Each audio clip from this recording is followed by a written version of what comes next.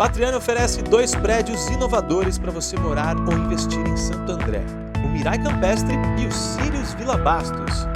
Apartamentos amplos de 79 a 117 metros, com 2 ou 3 suítes, 2 vagas grandes de garagem e até casa de campo com churrasqueira e piscina privativas.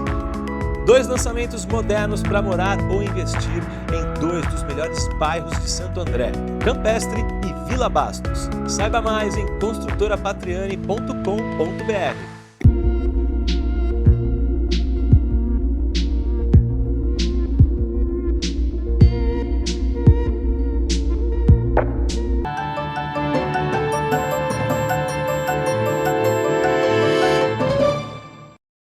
Muito bem, pessoal. Eu tenho ouvido dizer, durante os depoimentos da CPI da Covid-19, muito sobre a estratégia dos advogados.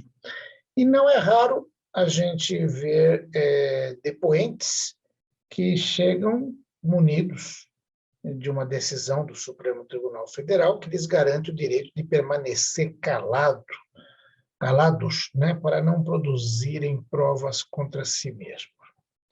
E, em várias dessas oportunidades, a gente tem visto situações engraçadas, né, que fizeram muitos comentaristas, né, comparar a CPI com uma peça de teatro, na verdade, a primeira comédia francesa, uma comédia de mais ou menos 1460, da Idade Média, comédia de costumes, que é a base para quem estuda teatro. Talvez a primeira interpretação para quem queira ser comediante, para quem queira interpretar a comédia no teatro.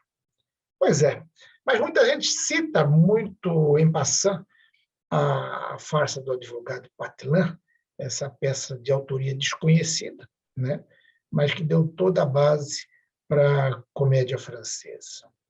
E pouca gente sabe do que se trata. E eu resolvi trazer para vocês um pouquinho dessa história, até porque, em 1979, no último ano de jornalismo, eu acabei sendo convidado e interpretei, como vocês veem aí nas fotos ao fundo, a farsa do advogado Patelin. Não sei por quê, me convidaram para ser o advogado Patelin, que era um pilantra que dava golpes em todo mundo.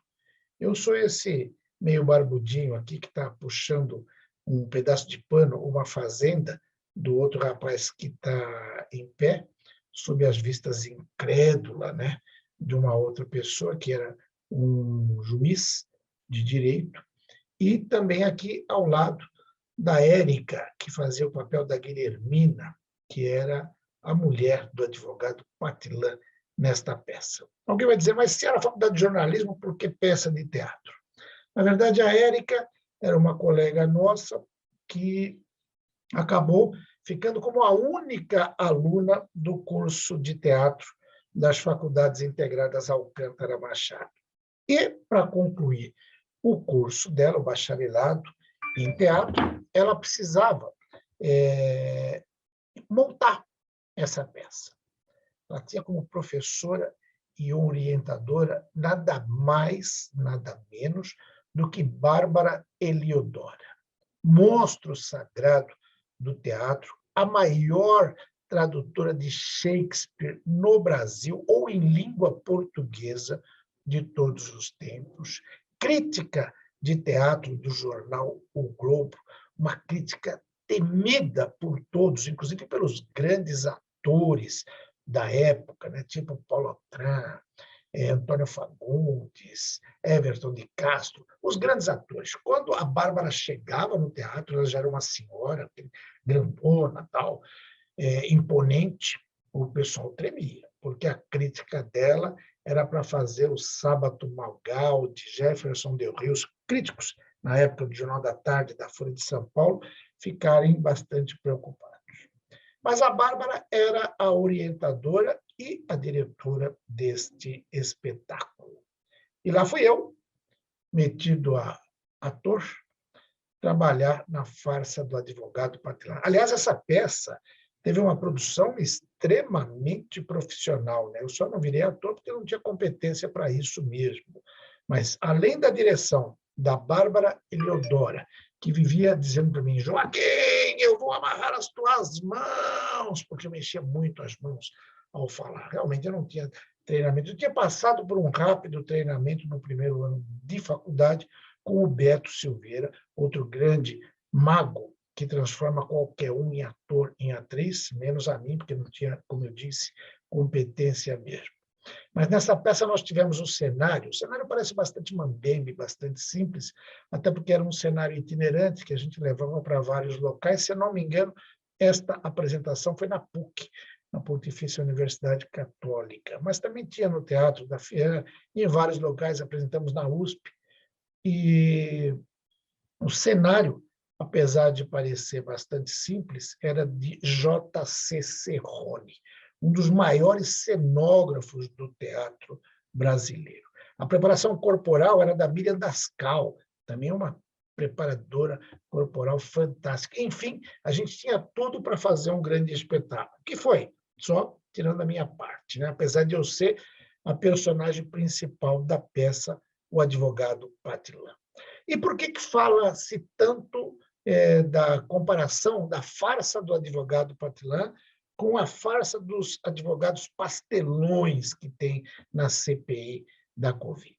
É porque esse advogado ele estava passando por um momento muito complicado. No começo da peça, ele discute com a mulher que eles não têm nem roupas para se vestir. Você vê que eles estão maltrapilhos, aí, mal vestidos. E ele fala para ela que ele vai dar uma roupa, uma fazenda, para ela costurar uma roupa muito bonita. Ela duvida, tal. Ele vai, conversa com esse comerciante, que era o Ricardo, que fazia, não lembro agora o nome inteiro dele. Ricardo depois virou repórter da Globo e não tive mais contato nos últimos 30 anos aí.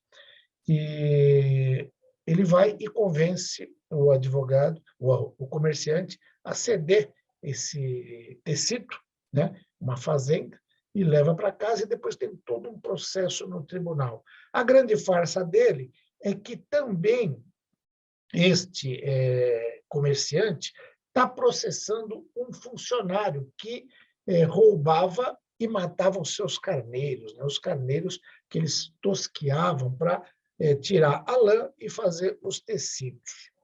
E o advogado, que está fugindo do cobrador, que é o comerciante, acaba pegando a causa para defender também aquele funcionário que é acusado de roubar e matar para comer os carneiros. E eles se encontram no tribunal. O advogado Patilan tinha orientado este funcionário a dar uma de louco durante o julgamento. Então, a cada pergunta do juiz, ele simplesmente tinha que imitar, né, uma cabra e dizer mé, bé, bé, um carneirinho, alguma coisa assim, bé. Então, o juiz perguntava, ele respondia bé, e o advogado falava, está vendo, Vossa Excelência, estamos diante de um caso muito configurado de esquizofrenia. Ele é um doente mental, ele não pode ser condenado, e vai levando tudo isso até o ponto, eu não vou contar o final da peça, porque quem quiser ler, inclusive está disponível na internet, é muito interessante, é muito engraçada. E veja, uma peça escrita em 1460, na Idade Média, na França, ela é muito atual, atualíssima, e a gente vê os mesmos argumentos dos advogados sendo utilizados hoje na CPI, diante dos nossos ilustres senadores. Olha que coisa interessante. Eu até separei um trechinho logo no começo da peça, né, quando eles estão conversando a respeito, ele e a mulher, né, o Patilan, e a Guilhermina, que é a sua mulher. Ele chega em casa e diz assim, por Deus, Guilhermina, por mais que dê tratos à bola, não consigo descobrir um meio de ganhar um vintém. Houve tempo em que não faltavam clientes, nem belos escudos. E ela responde, pois é, esse tempo já vai longe. Para mim, a advocacia é a pior profissão do mundo. Um dia bem, um dia mal, ora enganando, ora enganado, nunca vi coisa assim. E ele fala assim: e posso jurar que não há nesta cidade melhor advogado do que eu. Ninguém conhece como eu as correntes, as molas, as engrenagens dos processos. Não há quem seja mais esperto que o doutor Patlan para torcer as leis. Sou um verdadeiro mestre. E ela completa: da trapaça. Nesse domínio você não cede o primeiro lugar a ninguém. E ele fala: não confunda as coisas, sou simplesmente hábil. E vai por aí, a história é uma peça muito interessante de se ler, né? Vira e mexe é montada por alunos do curso de teatro, da EAD, da Escola de Artes Dramáticas da Universidade de São Paulo, de outras escolas, de outros galpões por aí, onde se ensina a arte de interpretar. Eu resolvi trazer essa historinha com essas fotos que eu tenho aí guardadas aí há 40 anos, 42 anos, né? E para contar para vocês por que se fala tanto, quando se comenta a CPI da Covid, da farsa do advogado Patlan. A gente vê que as coisas mudam um pouco na sociedade, na história, na política, né? Ao longo de mais de 500 anos, continua tudo igual como era antes, no quartel de Abrantes, como se diria. Pois é, um pouco de informação que eu trago para vocês e espero que vocês desfrutem desse conhecimento, dessa possibilidade que eu tive de trabalhar sob a direção de Bárbara Eliodora. Se fosse contar toda a história da Bárbara aqui, iríamos ficar mais uns 2 ou 3 programas. Ela tinha um conhecimento muito vasto, conhecia Shakespeare como ninguém, traduziu Shakespeare no Brasil, como eu disse, a melhor tradutora de Shakespeare para a língua portuguesa. Teve várias viagens internacionais, quando ela nos brindava com suas histórias sobre as viagens à China, né, onde fervilhava ainda, havia cerca de 30 anos, a famosa Revolução Cultural, e ela totalmente descrente, costumava meter o pau assim naquilo que se chamava de Revolução Cultural da China, mas aí é outra história. Ela contou uma vez, de um episódio de uma viagem lá, falando assim: eu não aguento mais, de manhã é a cerimônia da plantação do arroz, na hora do almoço é a cerimônia do cultivo do arroz, na hora do jantar é a cerimônia da colheita do arroz. Vai gostar de arroz assim, no raio que eu parto, e por aí afora. Só que era uma grande crítica de teatro. Tanto que, como eu disse na abertura dessa explanação, temida pelos grandes autores e atores. Todo mundo sabia que uma crítica dela poderia significar no dia seguinte o teatro cheio ou o teatro vazio. E isso preocupava muito quem vivia do teatro. Gostei muito de ter recuperado aqui essas fotos, graças ao trabalho de zelo da Rosana, que guarda sempre tudo isso com muito carinho. Se dependesse de mim, eu não teria nada disso. E lembrar desses velhos amigos de faculdade, do último ano que a gente teve. E o telefone toca, porque tudo aqui é gravado de uma forma improvisada, sem grandes elucubrações, sem grandes preparativos. Fiquem aí com essas informações e a gente continua com o programa Joaquim Alessi. Obrigado pela atenção.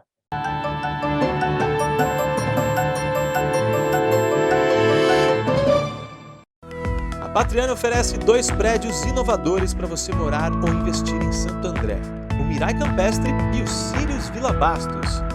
Apartamentos amplos de 79 a 117 metros, com 2 ou 3 suítes, 2 vagas grandes de garagem e até casa de campo com churrasqueira e piscina privativas. 2 lançamentos modernos para morar ou investir em 2 dos melhores bairros de Santo André, Campestre e Vila Bastos. Saiba mais em construtorapatriani.com.br.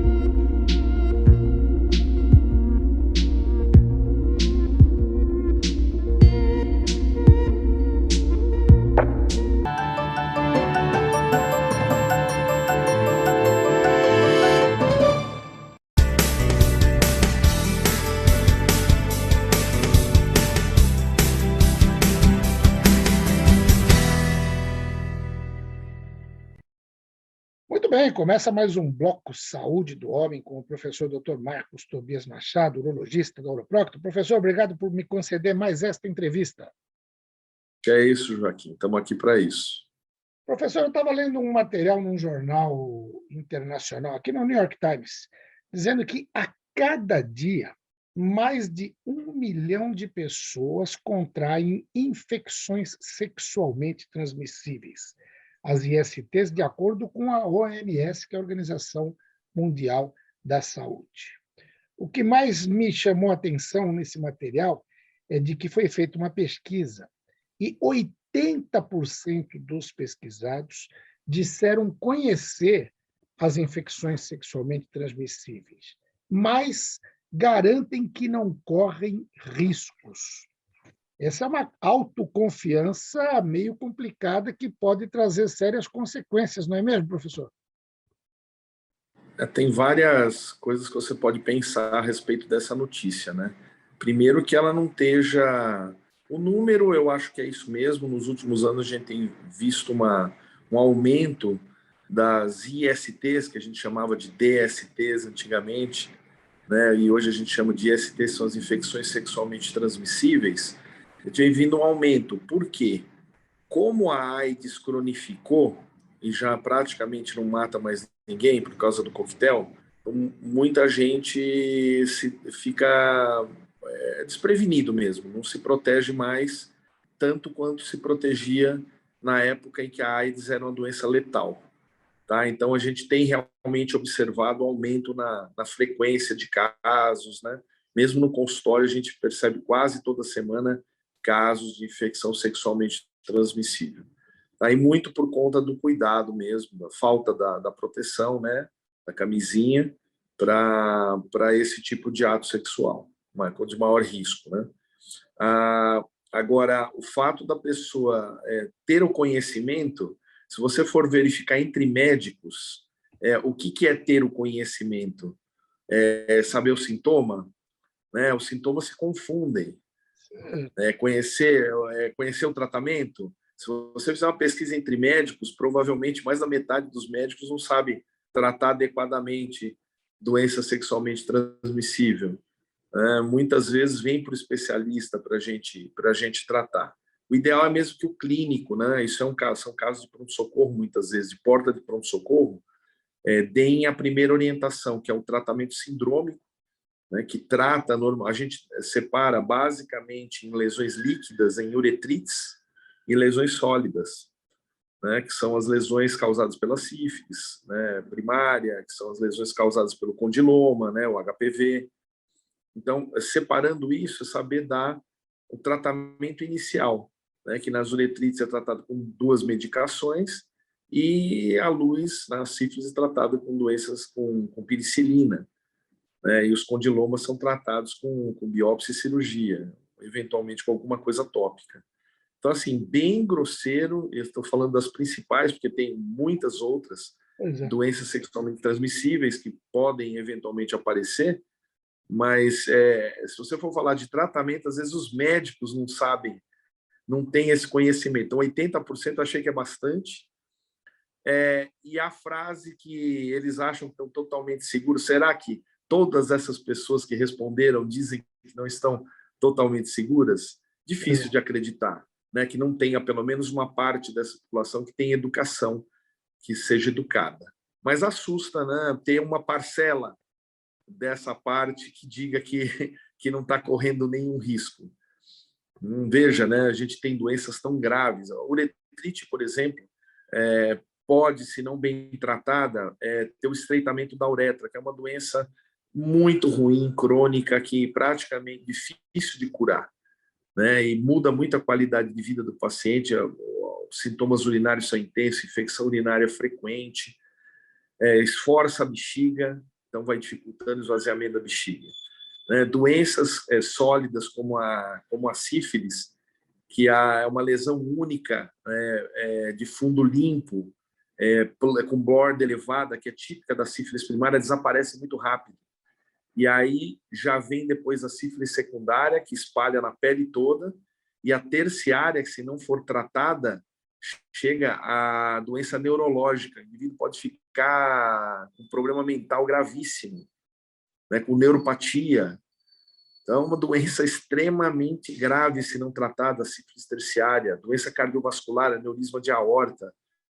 Então, veja, doença que poderia ser tratada com penicilina, cronifica, passa, né, despercebido e o indivíduo depois tem consequências graves dessa doença. Então, eu acho que sempre vale a pena a gente estar aqui falando da proteção, que é a prevenção, é a melhor forma de ocorrer. O que a gente está vendo com HPV, especificamente com HPV, mesmo usando a camisinha, a secreção escorre e os condilomas passaram a se apresentar na base do pênis, então na área não protegida da camisinha. Então, mesmo com a proteção, o indivíduo ainda corre o risco de ter uma doença dessas, né, que pode eventualmente cronificar e pode até virar câncer, né, câncer de pênis, e na mulher passando para a parceira, câncer do colo do útero, se não for tratada, né, uma doença que também tem vacina, que eventualmente a gente pode vacinar. Então, acho que vale sempre a pena a gente estar aqui falando e lembrando as pessoas para se cuidarem, para terem relações protegidas, e eventualmente se encontrar alguma coisa diferente, ou um corrimento, uma secreção na uretra, ou uma lesão sólida no pênis que não existia, elevada, não são as manchas que eventualmente pode aparecer e não tem grandes consequências, mas lesão elevada, que coça, que sangra, etc., são urgências, tem que ir no médico para fazer uma consulta, uma avaliação. Com certeza. E é engraçado que a gente fala em sífilis, né? Acha que é doença do passado, porque a gente viu, né, até na literatura, muitos autores, escritores, principalmente autores portugueses famosos, como Camões, Fernando Pessoa, eles se referiram a sífilis. Os historiadores, o Chico Buarque, na ópera lá do Calabar, ele fala muito, ele canta e fala da sífilis, e a gente acha que é algo que não existe mais, né? Assim como acha que gonorreia é coisa do passado. Você falou que existem várias doenças. Para quem viveu intensamente a chegada do HIV, né, da AIDS, no final dos anos 70, começo dos anos 80, aquela loucura que a gente achando que todo mundo ia acabar morrendo de AIDS. Hoje, você mesmo disse, dificilmente alguém morre porque tem tratamento eficaz, mas essas doenças não estão extintas, né? São as principais essas? Não, são as principais, né? Pelo contrário, como elas têm esse comportamento de transmissão, né, pela atividade sexual, se você mantém a atividade sexual com múltiplos parceiros, você tem um risco, sim, de adquirir, de pegar de um desses parceiros e transmitir para o outro.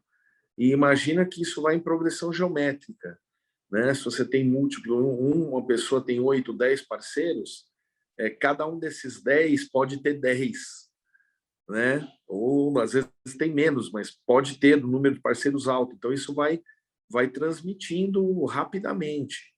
Tanto que o ideal da maior parte dessas doenças é tratar o parceiro, né, ou aqueles contactantes, né, avisar pelo menos, olha, eu estou fazendo um tratamento de uretrite ou de uma lesão no pênis, você precisa procurar o ginecologista para fazer o tratamento. E muitas doenças a gente já passa a receita para tratar o parceiro.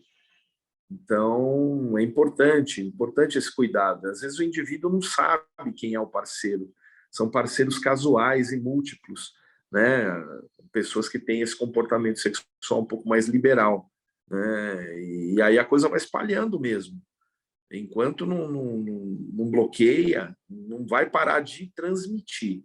Aí outra questão é se cura, se é curável, a maior parte delas tem cura, e a AIDS, que é uma doença que hoje é crônica. Os indivíduos com AIDS hoje, que não têm uma carga viral alta, podem ter filhos, inclusive, fazer fertilização assistida. Tem uma série de coisas que não faziam, não tinha a mínima perspectiva, porque não tinha sobrevida, né? Não sobreviviam muito tempo. Hoje eles sobrevivem por muito tempo e têm uma vida praticamente normal. Então, benefício da ciência, mas trazendo talvez um pouco de inconsciência.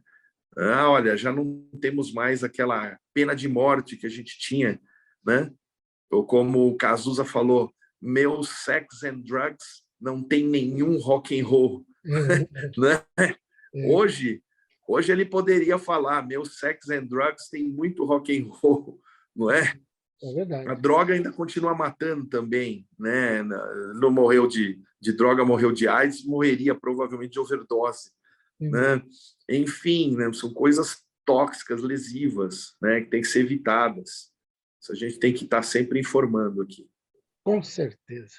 Professor, eu acho que hoje a gente matou o assunto, mas se tiver algo que queira acrescentar que eu não perguntei, fica à vontade.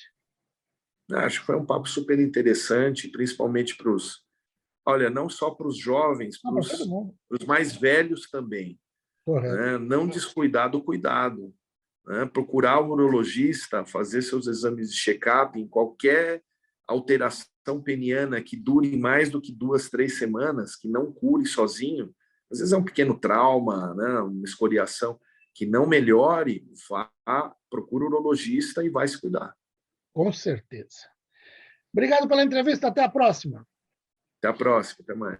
Professor Dr. Marcos Tobias Machado, urologista da Uroproctor, falou com você.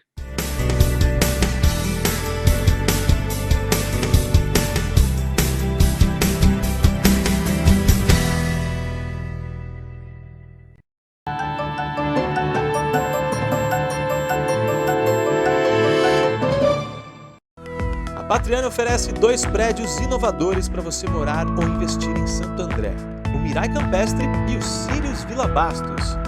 Apartamentos amplos de 79 a 117 metros, com 2 ou 3 suítes, 2 vagas grandes de garagem e até casa de campo com churrasqueira e piscina privativas. 2 lançamentos modernos para morar ou investir em 2 dos melhores bairros de Santo André, Campestre e Vila Bastos. Saiba mais em construtorapatriani.com.br.